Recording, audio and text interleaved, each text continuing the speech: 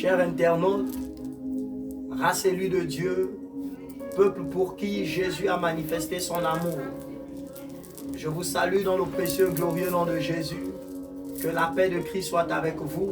Recevez un alléluia d'allégresse, de paix, de triomphe à vous, vos familles, vos entreprises, au nom de Christ Jésus.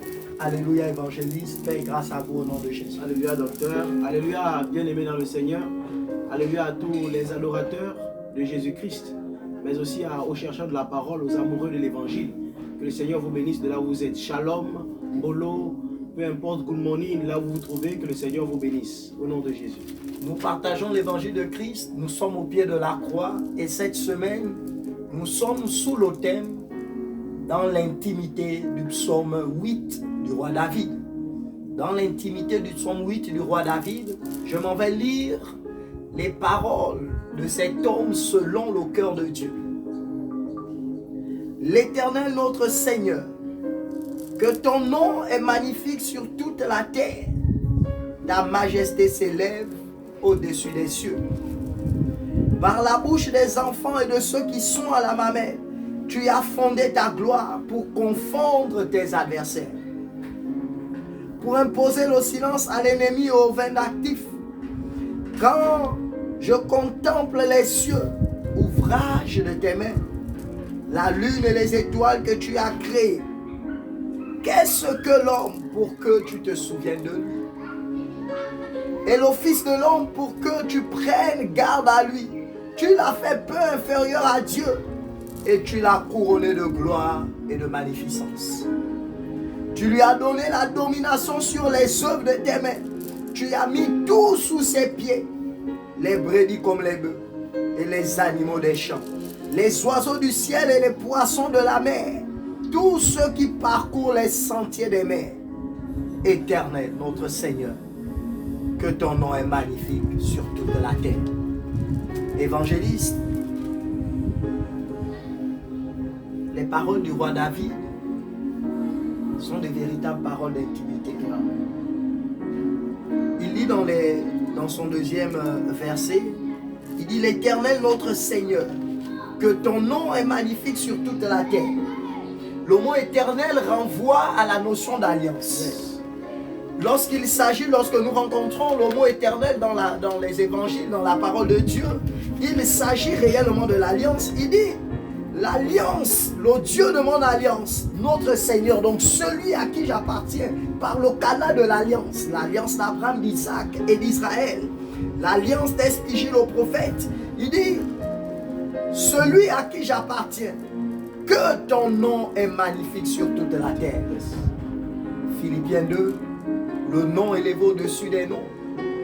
David était en train de prophétiser sur l'œuvre de la croix.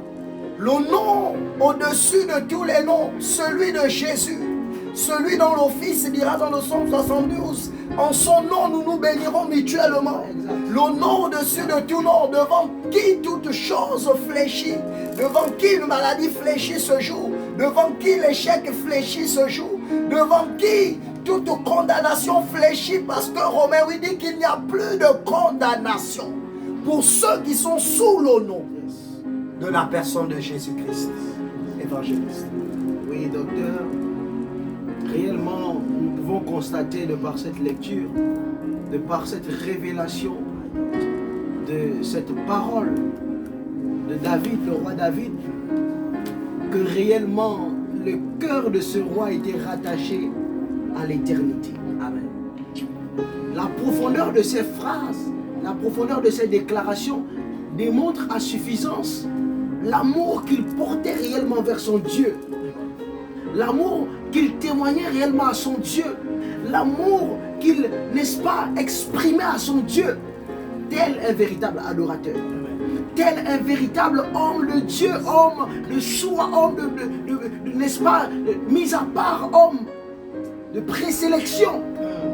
Oui, David a été présélectionné. On peut le constater de par ses paroles.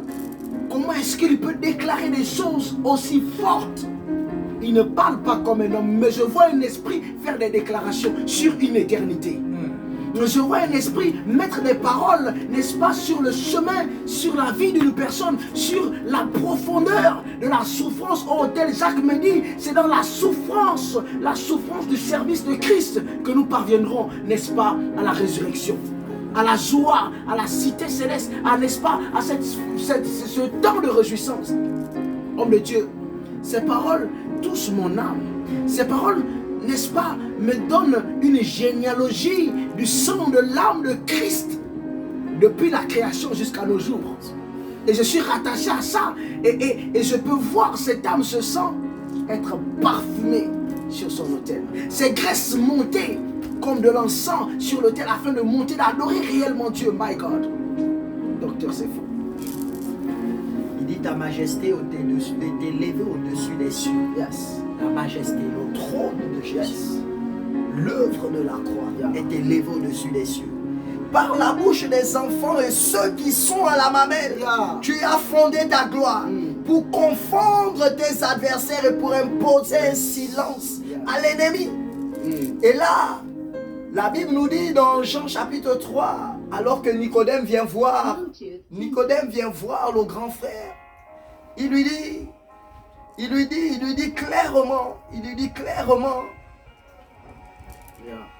clairement que si tu ne nais de nouveau, tu ne pourras rentrer dans le royaume. Non. Et donc, il invite réellement Nicodème à passer par la stature d'un enfant, du grec ouios, de devenir par la suite, de devenir un épios, un ouios, pour pouvoir atteindre la stature d'un homme mûr. C'est pourquoi il dit, à la mamelle, ce sont ces enfants-là qui ne veulent regarder ni à gauche ni à droite, mais qui sont à la nourriture de leur génitrice. C'est pourquoi l'apôtre Paul pouvait dire dans sa lettre aux Galates que j'ai les douleurs de l'enfantement jusqu'à ce que Christ soit formé en vous. Quel est ce lait? Ce lait, c'est l'évangile qui doit pouvoir manifester les muscles, parce que la science nous enseigne que le lait permet la croissance des os. Mais c'est de ces enfants dont il s'agit, ceux dont il peut dire que celui-ci est mon fils bien-aimé. Ces enfants dont la nature attend avec ardent désir la révélation de ces fils-là pour manifester la gloire de Dieu et pour emmener l'ennemi, les ennemis de la croix, au silence total. Évangéliste, les enfants. Et je peux voir, n'est-ce pas, cette adoration, cette intimité assez profonde qui amène cette masse d'enfants, ce regroupement d'enfants qui s'approchent du Christ auprès des apôtres qui veulent les empêcher. Il dit non, laissez venir à moi ces petits enfants, car le royaume des cieux est semblable à ces personnes qui ont, n'est-ce pas, l'âme innocente, qui ont, n'est-ce pas, la pensée libérée, mais ayant confiance en la personne de leur Père, ayant confiance en la personne de leur Créateur, ayant confiance à l'alliance éternelle. Cela, réellement, évidemment, la majesté, l'impossible ne sera jamais prononcé dans leur vie. Je vois, n'est-ce pas, cet homme qui, malgré la difficulté, mais rend son âme à la hauteur de la majesté de son roi, qui rend son âme, son ministère à la majesté de son roi malgré la difficulté. Parce que le Christ, Jésus, le maître des temps et des circonstances, celui qui a régné avant la création des temps et de la création de la terre, est là pour le consoler, est là pour réconcilier, est là pour construire tout ce qui est autour de lui. Homme de Dieu, cette intimité, j'aimerais inviter quelqu'un à pénétrer la profondeur de ses paroles, à sonder la profondeur de ses paroles. C'est des déclarations, my God, de l'appel à la consécration ministérielle. C'est des paroles fortes dans ce monde pour que ta consécration, en réalité, ne trouve pas d'obstacle. Rentre dans la profondeur de cette intimité. Comme nous dit le cantique, soleil ligne toutes les étoiles. Il dit la lune et les étoiles que tu as créées. 2 points. Oh, cette ponctuation, je l'aime. La lune et les étoiles que tu as créées, dos puntos, de points. Qu'est-ce que l'homme pour que tu te souviennes de lui? My God. Et donc il développe qui est la lune et qui sont les étoiles. Oh, je peux retracer le rêve de Joseph. Et là il dit, qu'est-ce que l'homme pour que tu te souviennes de lui? Et le fils de l'homme pour que tu prennes garde à lui. Et là, on voit réellement que vous et moi, tout adorateur de Jésus, préfigure ses luminaires. Et là, il dit à Abraham que compte les étoiles du ciel, telle sera ta postérité. Nous sommes fils d'Abraham. Tout comme Jésus l'a été quand on lit Matthieu chapitre 1 dans la généalogie. Nous sommes fils d'Abraham par la foi. Et donc, il dit c'est à nous là qui sommes les étoiles, à nous qui sommes la lune, à nous qui sommes ces luminaires. Il dit que c'est à nous. Nous sommes peu inférieurs à Dieu parce que le psaume 104 dit qu'il se couvre de la lumière tel un manteau. Et donc c'est de nous dont il s'agit. À qui Dieu a donné la domination. Genèse chapitre 1. Soyez féconds, dominez sur toute la création. Il s'agit de nous, de pouvoir dominer sur toutes choses pour rendre le règne de Dieu. Évangéliste. Oui, homme de Dieu, c'est fort. Ces étoiles, c'est fort. Et là, nous sommes obligés de retourner dans le livre de la Genèse. Il dit dans le chapitre 1, il dit quelque chose. Il dit la terre était informe et vide et les eaux étaient à la surface de la terre. Et quand je vois des eaux, en réalité, je vois la parole de Dieu descendre. Il a séparé, il a descendu ces eaux, la parole de Dieu qui rentre. Et là, my God, je peux aller dans le livre de Matthieu, le chapitre 5, le verset 13. Il dit, vous êtes le sel qui donne à ces eaux comme, n'est-ce pas, le prophète Josué l'a fait. Qui donne, n'est-ce pas, à ces eaux du goût, à cette terre du goût. Et il le déclare ici, tu les as donné la domination. La domination sur cette terre, la domination sur les œuvres de tes mains, sur ta création. Tu as la domination, nous avons la domination. Nous, fils, filles du Seigneur, serviteurs, enfants de Dieu, nous avons cette domination. Il nous l'a donné, il nous l'a remis, il l'a mis sur le ciel entre nos mains. Nous avons cette domination et rien ni personne ne peut nous l'arracher. C'est être conscient de la profondeur de cette révélation, cette déclaration qui fera véritablement de nous des personnes dominantes sur ce siècle. Docteur. Alors que nous sommes en train de conclure, c'est ce que nous dit la dernière phrase. L'Éternel, notre Seigneur, que ton nom est magnifique sur toute la terre. Je vous laisse cette semaine avec la puissance du nom de Jésus. À tous ceux qui l'ont reçu, ceux qui croient en son nom, au nom de la personne de Christ, au nom de l'Évangile, elle leur a donné le pouvoir, le nom qui a assujetti toutes choses.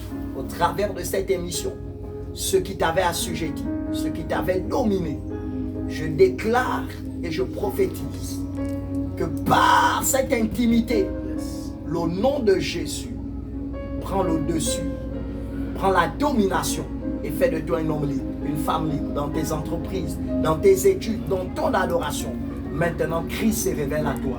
Que la paix de Christ soit avec vous et que la faveur de Dieu vous localise. Soyez bénis au nom de Jésus. Amen. Amen.